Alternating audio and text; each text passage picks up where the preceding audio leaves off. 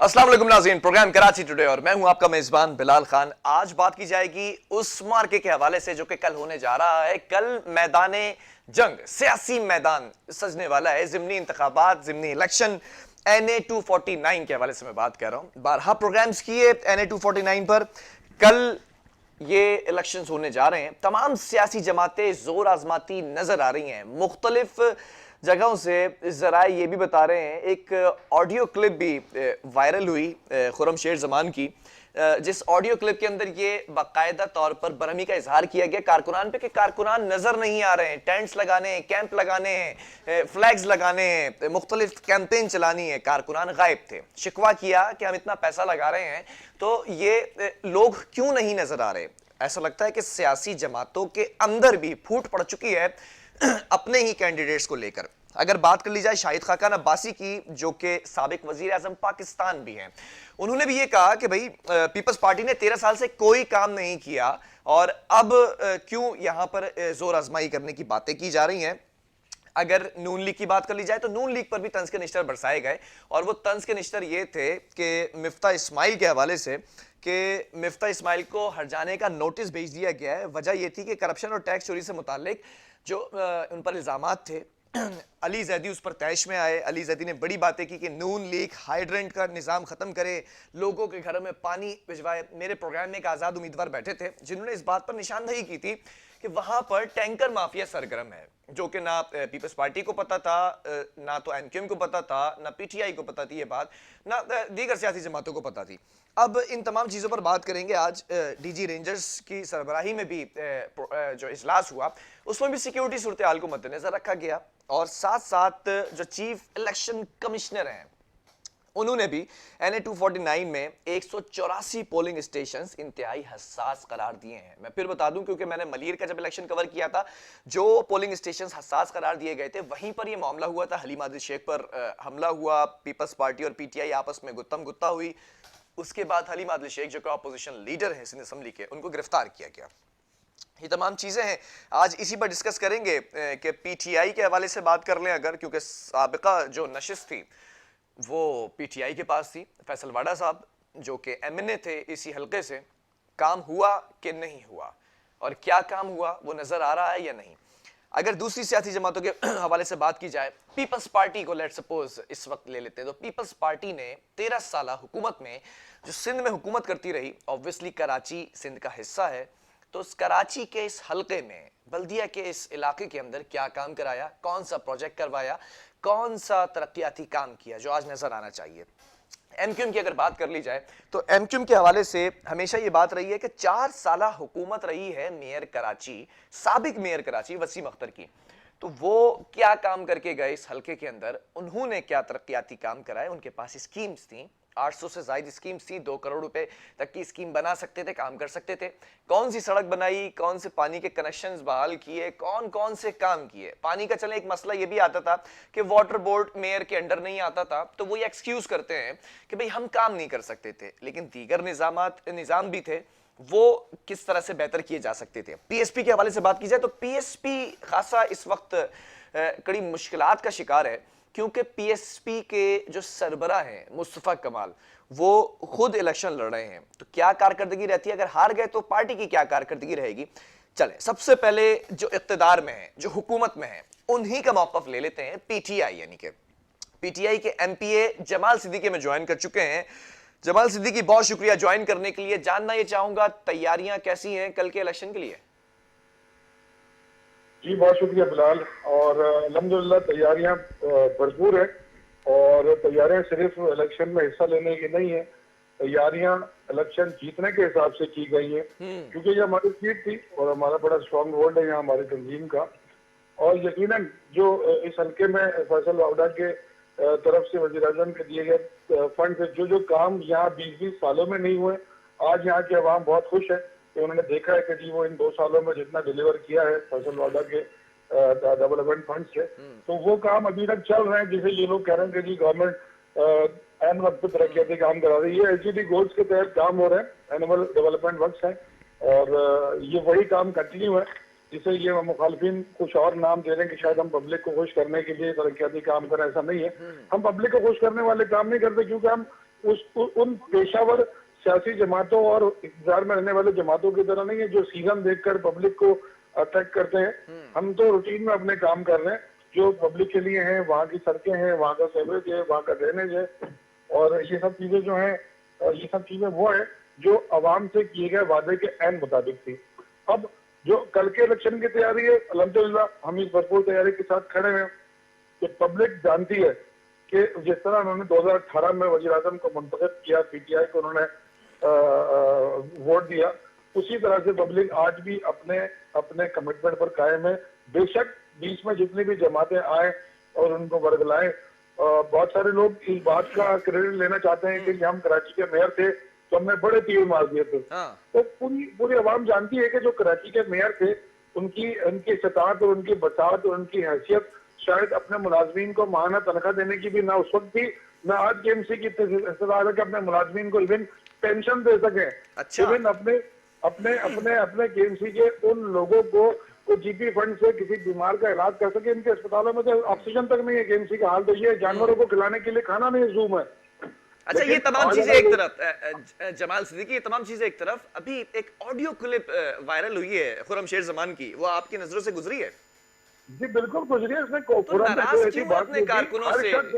हर शख्स अपनी जमात के कारकुनों को ये कहता है, जाहिर है कि रमजान का महीना है और लोग रोजा रख के सारी कंपेन कर रहे हैं, तो रोजे के बाद यकीनन आदमी थोड़ा सा उसका पोजीशन डाउन हो जाती है कि कोई सो जाता है, घंटा 2 घंटा एब्सेंट हो जाता है। अब क्योंकि कल इलेक्शन है, कैंप्स आज लगना है, तो वो उन्होंने अपने पार्टी के ग्रुप में डाली थी कि कैंप्स लग रहे हैं और सारी मतलब कारकुनान क्या जोश और जज्बे के साथ हिस्सा नहीं ले रहे? क्या सीट लेके नहीं जा सकेंगे, ये समझ रहे कारकुनान? नहीं, अल्हम्दुलिल्लाह। या पार्टी में इख्तिलाफात तो नहीं है? नहीं, ऐसी कोई चीज नहीं। माजी में भी तो देखा गया था ना। ये तो हमारे मुखालिफिन खुश होने के लिए ऐसी बातें उड़ाते हैं। अगर वो ऑडियो क्लिप आपकी रिलीज हो रही है, शिकवा आपके खुर्रमशेर जमान कर रहे हैं, इसमें से मुखालिफिन कहां से आ गए? नहीं, अगर वो इस खुशफहमी में रहना चाहते हैं कि वो पीटीआई में कोई इख्तिलाफात है, तो मैं चाहता हूँ कि वो खुशफहमी में रहें कल शाम तक। अच्छा, माजी में नहीं थे इख्तिलाफात? जब कराची के प्रेसिडेंट भी है, मैं मुकम्मल कर लूं जरा आपकी बात का जवाब। खुर्रमशेर जमान कराची के प्रेसिडेंट भी है और बहैसियत प्रेसिडेंट उनका ये फर्ज है और ये उनका हक है कि वो वर्करों को डांट भी सकते हैं। अब क्योंकि कल इलेक्शन है, पोलिंग कैंप्स आज रात को लगने हैं, कहीं पे कोई पोलिंग कैंप्स नहीं लगे होंगे, सारी जमातें लगा रही है, हम भी लगा रहे हैं, और अगर किसी ऑडियो लीक की है तो इसमें कैसी कोई असंभव की चीज नहीं है, ऐसी कोई एक्साइटमेंट की और ब्रेकिंग की कोई चीज नहीं है कि खुर्रमशेर जमान क्या कह रहे हैं। वो भी वही कह रहे हैं जो सारी जमातें अपने वर्करों को कह रही हैं। नहीं, बिल्कुल वो सारी जमातें कह रही हैं, लेकिन साबिक एमएनए इस सीट से रहे हैं, तमाम चीजें रही हैं, तो कारकुनान में जोश और जज्बा क्यों नहीं देखा जा रहा काम के हवाले से? डल क्यों पड़ गए? देखें बिलाल, अभी एक रमजान का महीना है और वहाँ आपको पता है वो जो इलाका है वहाँ पर हमारी पठान भाइयों की आबादी बहुत ज्यादा है। ठीक है। और रोजे के मामले में उनसे कोई मुकाबला नहीं कर सकता, आपको पता है। तो रोजे में हर आदमी का, रोजे में मेरा और आपका, हम सब का मेमोरी कार्ड जरा स्लो हो जाता है। मतलब दीगर सियासी जमातों को जो कारकुनान है वो शायद रोजा नहीं रख ले, इसलिए बढ़ चढ़ के काम कर रहे हैं। अब मैं ये तो नहीं कह सकता कि वो रोजा नहीं रख रहे, लेकिन मेरे वाले जरूर रोजा रख रहे हैं। और लेकिन इसका मतलब ये नहीं कि वो बढ़ चढ़ के काम नहीं कर रहे, वो बहुत जोश जज्बे से काम कर रहे हैं। लेकिन फर्क सिर्फ इतना है कि हमारी पार्टी बड़ी बड़ी बातें नहीं कर रही है कि हमने कराची में ये कर दिया, इतने पुल बना दिए, इतनी सड़कें बना दी। वैसे किया है कुछ? वो जनरल मुशर्रफ को दुआ दें कि उन्होंने पैसे आपने कर दिए। आपकी केएमसी में तो इसका उस वक्त तनख्वाह देने के पूरे पैसे तो आज। वैसे एक बात है जमाल भाई, एक बात है, 18 में की थी बड़ी बड़ी बातें ना, या नहीं की थी? सॉरी दोबारा बोलिए। मैं ये कह रहा हूँ, आपने कहा ना कि हमारी सियासी जमात बड़ी बड़ी बातें नहीं करी, 18 में की थी बड़ी बड़ी बातें। अल्हम्दुलिल्लाह जितनी बड़ी बातें की थी, आज आप पाकिस्तान के माशी इशारे देख लें। वजीर आजम किसी एक इलाके की तरक्की नहीं देख रहे, वजीर आजम किसी एक शहर की तरक्की नहीं देख रहे, न किसी एक सूबे को परवान चलाना चाह रहे हैं। वो इज्तिमाई तौर पर पूरे पाकिस्तान की मैशत को, पूरे पाकिस्तान की तरक्की को देख रहे हैं। उनका टारगेट 5 साल नहीं है कि सिर्फ 5 साल हुकूमत कर लो, पब्लिक को सब्सिडी दो, मुल्क के खजाने पे बोझ डालो, मुल्क को डुबो दो। वो ये नहीं देख रहे, वो ये देख रहे हैं कि अगर मैं इस पाकिस्तान के लिए कुछ कर सकता हूँ तो मैं मुस्तकिल बुनियाद पर पाकिस्तान के लिए कुछ करूँ, तो पाकिस्तान को मेरे बाद भी जो हुक्मरान आए उसको काम आ सके। बिल्कुल, वजीर आजम तो आप लोगों की कारकर्दगी से बिल्कुल मुतमईन है, कह चुके हैं वजीर आजम इमरान खान। लेकिन सवाल तो ये पैदा होता है कि अवाम मुतमईन है? डॉलर के रेट आप देखें 108 से कहां चले गए, चीनी कहां चली गई, आटा कहां चले गया, कौन कौन से ऐसे बातें हैं, चीजें हैं, मैं क्या क्या नोट करूं इन 2.5 सालों में? बिलाल, आप खुद एक सीनियर रजिया निगार हो, आपको पता है चीनी की कीमत तो एक दिन में नहीं बढ़ती, डॉलर तो एक दिन में नहीं बढ़ता। डॉलर की जी इंक्रीज क्यों होती है, किन वजूहत पे होती है, शायद ये हमारी पब्लिक नहीं समझ सकती। आप समझ सकते हैं, आप पढ़े लिखे आदमी हो कि डॉलर इमरान खान के आने से नहीं बढ़ जाता। जब आपके ऊपर मुल्कों में कर्जे इतने हो और जब आप कर्जों में डूबे हुए हो, आप अरबों डॉलर आप कर्जों में वापस कर रहे हो, ये वाहिद हुकूमत है जिसने लेकिन ये कंट्रोल करने का काम किसका है? हुकूमत का ही ना, या अभी भी माफिया के हाथों में खेल रहे हैं हम? यार देखें, इससे बढ़कर और क्या हो सकता है। यानी ये पीपल्स पार्टी के अडवार के लोग थे, मशहूर मारूफ ओमनी ग्रुप टाइप, जो नून लीग के अडवार के लोग थे, बड़े बड़े मुश्ताक चीनी जैसे लोग जो टीटी माफिया थे। यार अगर जहांगीर तरीन वजीर आजम का जाती दोस्त हो के आज कानून में रतरे में खड़ा है, तो आप इसको क्या मजाक समझते हैं? इसको कोई छोटी बात समझते हैं कि पार्टी के अंदर वही लोग बैठकर आज भी कीमतें बढ़ा रहे हैं, कीमतें कंट्रोल कर रहे हैं, तो फिर आपकी हुकूमत के हाथ में है क्या? नहीं, हुकूमत के सारे हैं, हुकूमत के हाथ में एफआईए है जो अपना काम कर रही है। अगर हमारा जहांगीर तरीन बहुत जाती मराठी में उनसे और मेरे बड़े अर्जुल अजीज है, वो इस पार्टी में उन्होंने इस पार्टी के लिए बहुत सर्व किया है। यहाँ तो बेतहाशा लोग गाड़ियों में झंडा लगाकर घूम रहे हैं, उनका इतनी सर्विसेज नहीं होंगे पार्टी के लिए जितने जहांगीर तरीन के लिए। इसीलिए इंक्वायरी भी चल रही थी उन पर और फिर एक वक्त मिलकर भी आया। लेकिन इसीलिए आज जहांगीर तरीन सबसे ज्यादा मुश्किल में, क्योंकि वजीर आजम का कहना है कि जो अपने बिजनेस की चीजें होंगी उसका सियासत से, उसका हुकूमत से कोई ताल्लुक नहीं होगा। You have to justify yourself, वो आपको खुद फेस करनी है। ये वजीर आजम ने अच्छा, ये फेडरल मिनिस्टर अली जैदी इतना क्यों आग बगोला हो गए मुस्तफा कमाल पे? वजह क्या बन गई है?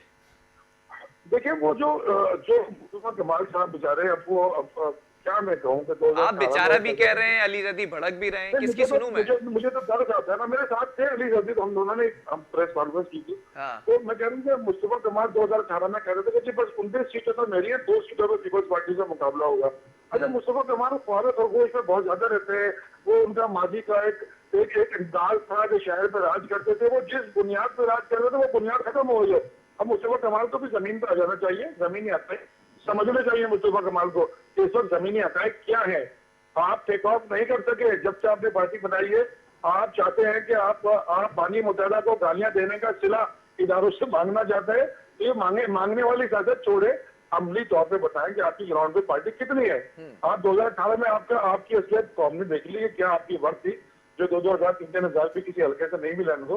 तो उनसे कहेंगे पहले तो जमीन पे आए और जमीन पे आकर जमीनी हक़ाइक़ समझे कि इस वक्त पार्टी की पाकिस्तान की सियासत किस रुख पर जा रही है, पब्लिक का मूड क्या है।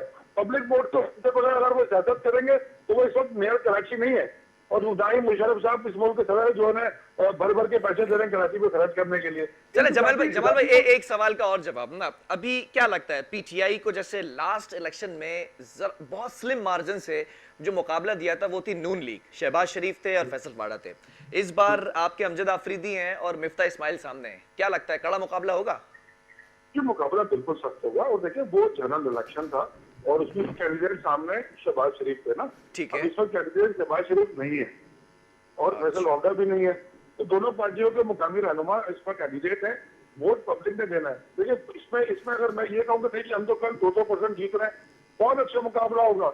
बट रमजान का महीना है, पब्लिक किस मूड से निकलती है, पब्लिक कब निकलती है, और पब्लिक रमजान के मौके पे हालात नहीं है, वो जो दैनिक कैफियत होती है पता जानती है किसी का मूड बना नहीं बना, नहीं किया पोलिंग स्टेशन, तो कल का मुकाबला बड़ा टफ है। अच्छा, आपने हल्के का विजिट किया?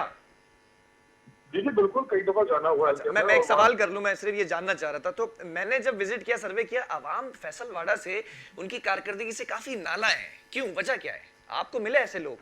फैसल के फेडरल मिनिस्टर है, उनका इस्लामाबाद ज्यादा वक्त करता है और यकीनन फ्राइडे को हमारे सारे फेडरल मिनिस्टर वापिस अपने हल्कों में फ्राइडे सैटरडे संडे 3 दिन कराची रहते हैं, तो पब्लिक का ख्याल था कि उनको हर वक्त हल्के में होना चाहिए था क्योंकि वो कराची आए थे। अब थोड़ा सा पब्लिक को अंडरस्टैंड करना पड़ेगा कि वो एक फेडरल मिनिस्टर है, उनका ज्यादा वक्त इस्लामाबाद में काबीना में है और पार्टी के बड़े पुरजोश स्पोक्समैन है, तो उनको पार्टी की बहुत सारे महाज पे पार्टी की वो कहते हैं कि उनको सफारत जारी करनी पड़ती है। तो जो वक्त अली जैदी कराची में देते हैं, असद उमर कराची में देते हैं, हालांकि असद उमर कराची तो नहीं, उतना ही फेडरल मिनिस्टर वो भी कराची में देते हैं, लेकिन उन्होंने जो स्कीमें थी, आप जाके देखें कि उस हल्कों में जो 20-20 साल काम नहीं हुए वो इन 2 सालों में फैसल वाडा ने अपने तरक्याती फंड से कराए। चले कल फिर सीट जीत रहे हैं इंशाल्लाह ताला, मैं अल्लाह को पूरी उम्मीद है। फिर उम्मीद करता हूँ कि कल के प्रोग्राम में भी आपके व्यूज लेंगे। बहुत शुक्रिया, हमारे साथ जमाल सिद्दीकी मौजूद है, पीटीआई के एमपीए। कल की सीट जीतने के लिए पुरुउम्मीद है इस वक्त पीटीआई, क्योंकि पिछली सीट भी पीटीआई के पास थी। अब ये कह रहे हैं कि ये सीट भी पीटीआई के पास ही जाएगी, लेकिन और भी सियासी जमातें हैं जो जोर आजमाती नजर आ रही हैं। उन सियासी जमातों को भी मौक़िफ़ रखेंगे आपके सामने एक वक्फे के बाद।